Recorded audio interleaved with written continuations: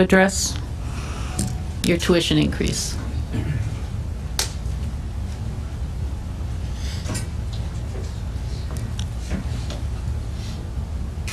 Thank you, Madam Chairman. Our cost to continue calculation, I think reflects what it costs to continue. Last year, not funding the full request meant a cut to our cost to continue. It seems a little ironic in an economic environment in our state that we'd be making cuts to higher education, particularly one of the two large research universities, given the strong financial situation we're in.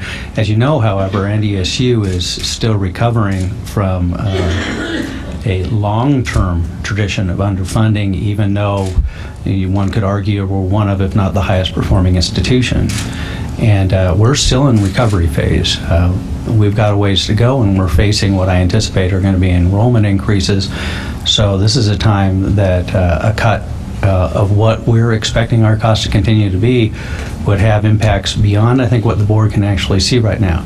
Specifically, what we would cut, I don't want to get into a threatening game that, the National Park Service always says they're going to close the Washington Monument if they don't get fully funded. I don't want to get into a game like that because it would be premature, but it goes without saying, given our traditional underfunding, given the cut, what equated to a cut last year, given what we know, as Ms. Hoffer has pointed out, is some fixed cost increases, something will have to be cut, and something substantial will have to be cut.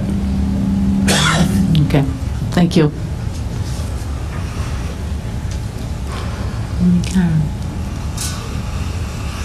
$5, Chairman, doesn't represent between what they've asked for and 1% of tuition cost NDSU.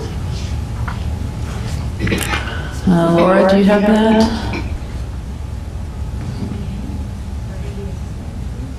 Or NDSU?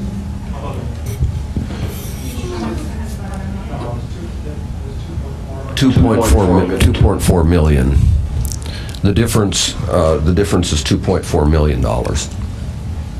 Between the 328 and the 423? Yes, ma'am. Okay. Numbers $1 million a year? Yeah, this is for 1 year. Yeah, it's $1.2 million per year. Oh, That's right. okay. Yeah, that's my heading is what you're quoting to start with. And how much additional money did they get in that equalization last time? I can't remember the 8 million. Yes, Dr. Bresciani is coming back to the podium. Thank you, Madam Chair. I would want to point out that the equalization wasn't a sudden influx of cash that we had the discretion, gee whiz, we discovered a pot of gold. That was money provided by the legislature. The legislative intent of that funding was to bring us up to the funding of our peer institution. In other words, that was to make up for deficit funding that we had been experiencing, as I highlighted earlier, for decades. That wasn't a sudden cash infusion that gave us the opportunity to take on new and exciting initiatives. That simply brought us up to our peer level. Okay. Thank you, Dr. Bresciani. Ms. Reichert. I think the other thing that we talked about in the budget committee that I think bears mention is that we are talking, a piece of this guideline is a mandatory 3% across the board in wage increases, and that's just passed on through the legislature. That's what they earmarked this for. So we're talking, and the labor budget is the big cost on campus, right? That's